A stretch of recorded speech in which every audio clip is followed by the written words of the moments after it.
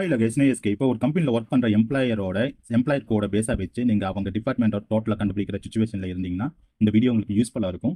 முதல்ல employer கோடோட full டெஃபினேஷனை நீங்கள் mark பண்ணி வச்சிருக்கணும். இந்த மாதிரி இப்போ பார்த்தீங்கன்னா ஃபர்ஸ்ட் அண்ட் செகண்ட் வந்து கம்பெனியோட நேமும், தேர்ட் அண்ட் ஃபோர்த் வந்து அவங்க டிபார்ட்மெண்ட் நேமும், ஃபிஃப்த் வந்து அவங்க ஜூனியரா சீனியராங்கிற மென்ஷன் பண்ணியிருப்பேன். அண்ட் 6 and 7 வந்து அவங்க பஞ்சிங் நம்பரும் மென்ஷன் பண்ணியிருப்பேன்.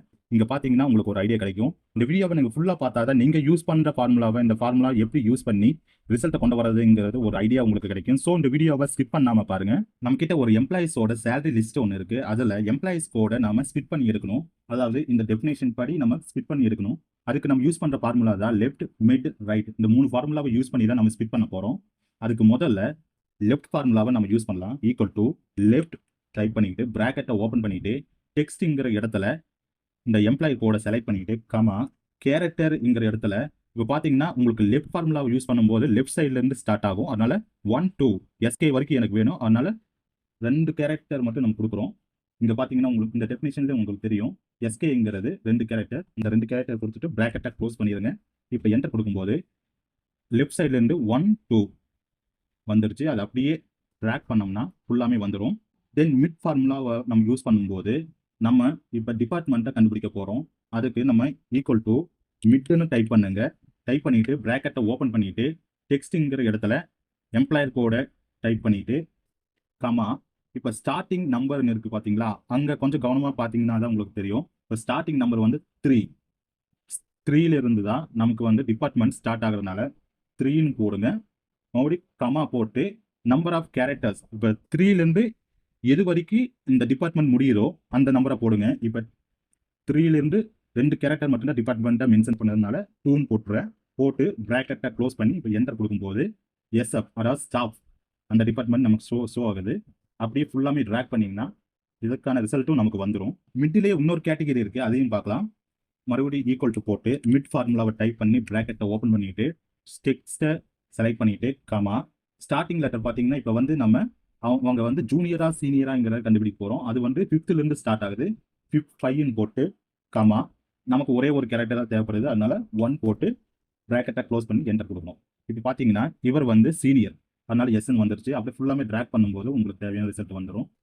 ஓகே, ஃபைனலாக நம்ம ரைட் ஃபார்முலாவை பார்க்க போகிறோம். இப்போ லெஃப்ட் எப்படி லெஃப்ட் சைட்லேருந்து ஸ்டார்ட் ஆகுதோ அதே மாதிரி ரைட் ஃபார்முலா வந்து ரைட் சைட்லேருந்து ஸ்டார்ட் ஆகும். இப்போ பாருங்க ஈக்குவல் டு ரைட் டைப் பண்ணிட்டு பிராக்கெட்டை ஓப்பன் பண்ணிக்கோங்க. முதல்ல டெக்ஸ்ட் கேட்குது, அதுக்கு எம்ப்ளாயர் கோட செலக்ட் பண்ணிட்டு கமா நம்பர் ஆஃப் கேரக்டர் கேட்குது. இப்போ நம்ம பஞ்சிங் நம்பர் பார்த்தீங்கன்னா 6 7 8 3 கேரக்டர் தான் இருக்கு. இப்போ 1 2 3ன்னு போட்டு பிராக்கெட்டை க்ளோஸ் பண்ணி இப்போ என்டர் கொடுக்கும்போது 0 0 1ன்னு வந்துருச்சு. அப்படியே ஃபுல் ட்ராக் பண்ணிங்கன்னா நமக்கு தேவையான ரிசல்ட் வந்துடும். 10 வரைக்கும் நமக்கு கவரேஜ் ஆயிருச்சு. நம்ம கிட்ட எம்ப்ளாயர் கோட ஸ்பிட் பண்ண டேட்டா இருக்கு. அதை வச்சு நம்ம டிபார்ட்மெண்ட்டோட சேலரியோட டோட்டலாக கண்டுபிடிக்க போகிறோம். அதுக்கு நம்ம சம் இப்ஸ் ஃபார்முலாவை யூஸ் பண்ண போகிறோம். அதுக்கு equal to SUMIFS வரணும். பிராக்கெட்டை ஓப்பன் பண்ணிட்டு சம் ரேஞ்சை ஃபர்ஸ்ட் செலக்ட் பண்ணிக்கணும். தென் F4 கொடுத்து ஃபுல்லாமே லாக் பண்ணிடுங்க. கமா தென் கிரைட்டீரியா ரேஞ்ச் 1, அதாவது நீங்கள் சர்ச் பண்ணுற டேட்டா எந்த ரேஞ்சுக்குள்ளே இருக்கோ அந்த ரேஞ்சை ஃபர்ஸ்ட் செலக்ட் பண்ணிக்கலாம். நம்ம வந்து டிபார்ட்மெண்ட்டை பேஸை வச்சு சர்ச் பண்ண போகிறோம். அதனால அந்த ரேஞ்சை செலக்ட் பண்ணிட்டு F4 கொடுத்து லாக் பண்ணிக்கிறேன். மறுபடியும் கமா கொடுத்துட்டு அந்த டிபார்ட்மெண்ட்டோட ஆப்ஜெக்ட் வந்து சேஞ்ச் ஆகிட்டே இருக்கும். அந்த சேஞ்ச் ஆகிற செல்லை வந்து நீங்கள் ஃபர்ஸ்ட் செலக்ட் பண்ணணும். இங்கே இருக்குது, அதாவது C16ல் இந்த செல் இருக்குது. இது உங்களுக்கு தெரியாது, அதனால நீங்கள் பார்த்து அது செலக்ட் பண்ணிக்கோங்க. C16 கொடுத்துட்டு பிராக்கெட்டை க்ளோஸ் பண்ணி இப்போ என்டர் கொடுக்குறேன். இப்போ பார்த்தீங்கன்னா HR டிபார்ட்மெண்ட்டில் 25,000 காமிக்குது. இப்போ HR டிபார்ட்மெண்ட்டில் ஒரே ஒரு எம்ப்ளாயி மட்டும்தான் இருக்குது, அதனால 25ன்னு காமிக்குது. அது அப்படியே ஃபுல்லாமே ட்ராக் பண்ணும்போது இப்போ அக்கௌண்ட்ஸ் டிபார்ட்மெண்ட்டில் 60,000 காமிக்குது. அதாவது அக்கௌண்ட்ஸ் டிபார்ட்மெண்ட்டில் 3 பேர் இருக்காங்க. இப்போ ஃபுல்லாமே டோட்டல் பண்ணி பார்த்தோம்னா இங்கே பார்த்தீங்கன்னா 16,000 காமிக்குதா. ஓகே, அப்போ தான் நம்ம போட்ட ஃபார்முலா கரெக்டு. நெக்ஸ்ட் வர ஃபார்முலாவை கொஞ்சம் கவனமாக பாருங்க. இப்போ டிபார்ட்மெண்ட்டோட சேலரி டோட்டலாக நம்ம ஈஸியாக கண்டுபிடிச்சிட்டோம். இப்போ அதே டிபார்ட்மெண்ட்டில் சீனியரோட சேலரியும் ஜூனியரோட சேலரியும் எனக்கு செப்பரேட்டாக வேணும். அதுக்கு நம்ம என்ன பண்ண போகிறோம்னா அதே சம் இப்ஸ் ஃபார்முலா தான் நம்ம யூஸ் பண்ண போகிறோம். இப்ஸ் எஸ் வரணும். போட்டு பிராக்கெட்டை ஓப்பன் பண்ணிவிட்டு சம் ரேஞ்சை செலக்ட் பண்ணிவிட்டு F4 கொடுத்து லாக் பண்ணிக்கோங்க. கமா இப்போ கிரைட்டீரியா 1 அது வந்து டிபார்ட்மெண்ட்டோட ரேஞ்ச், அதாவது இங்கே செலக்ட் பண்ணியிருக்கிறத பார்த்தா உங்களுக்கு தெரியும். அது F4 கொடுத்து செலக்ட் பண்ணிக்கோங்க, அதாவது லாக் பண்ணிக்கோங்க.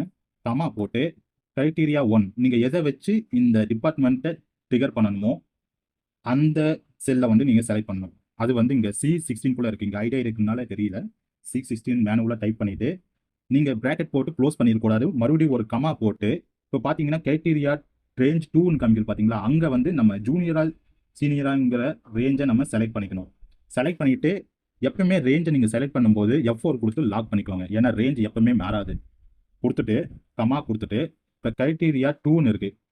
அந்த இடத்துல நீங்கள் டெக்ஸ்டாக டைப் பண்ணணும். அதனால டெக்ஸ்ட் எப்பவுமே டைப் பண்ணும்போது டபுள் கோட்குள்ளே டைப் பண்ணணும். டபுள் கோட் போட்டு க்ளோஸ் பண்ணிட்டு ப்ராக்கெட்டில் க்ளோஸ் பண்ணி இப்போ என்டர் கொடுக்கும்போது 25,000 இருக்குது. இப்போ பார்த்தீங்கன்னா HR டிபார்ட்மெண்ட்டில் சீனியரோட சேலரி 25,000. இங்கே கரெக்டாக இருக்கான்னு பார்க்கலாம்.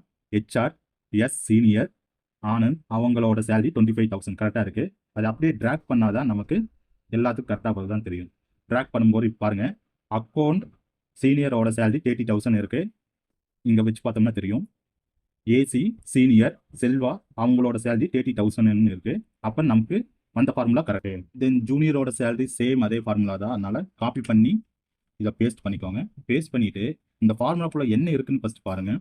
இப்போ வந்து C16 தான் நமக்கு சர்ச் பண்ண வேண்டிய ஐட்டம் உள்ள இருக்கு. இங்கே D16 இருக்கு. ஏன்னா இது மாறிட்டே இருக்கிறதுனால அது சேஞ்ச் ஆகிறதுக்கு வாய்ப்பு இருக்கு. அதனால C16 போட்டு எப்பவுமே இந்த மாதிரி பேசிக்கா ஒரு ஐட்டத்தை நீங்க சர்ச் பண்ற ஐட்டத்தை ஒரு செல்ல போட்டு வச்சிருக்கீங்களா, அதோட காலமை மட்டும் நீங்கள் லாக் பண்ணிக்கோங்க. அதுக்கு சிக்கு முன்னாடி டாலர் சிம்பிள் வந்தால் காலம் மட்டும் லாக் ஆயிரும். தென் இந்த எஸ்என் இருக்கிற இடத்துல ஜே போட்டுக்கலாம். ஜே போட்டு என்டர் கொடுக்கும்போது இங்கே 0. ஏன்னா HR டிபார்ட்மெண்ட்டில் ஜூனியர்னு யாருமே இல்லை. அது அப்படியே ஃபுல்லாமே ட்ராக் பண்ணும்போது நமக்கு வந்துடும் ரிசல்ட்டு. ஓகே, ஜூனியரோட சேலரி அக்கௌண்ட் டிபார்ட்மெண்ட்டில் 30,000. அவங்களோட டோட்டல் கிராஸ் சேலரியோட டோட்டல் நமக்கு கிடைச்சிருச்சு. ஓகே, இந்த வீடியோ உங்களுக்கு யூஸ்ஃபுல்லாக இருக்கும்னு நினைக்கிறேன். மறக்காம சப்ஸ்கிரைப் பண்ணிட்டு லைக் அண்ட் ஷேர் பண்ணிடுங்க. அடுத்த வீடியோ வரை வரைக்கும்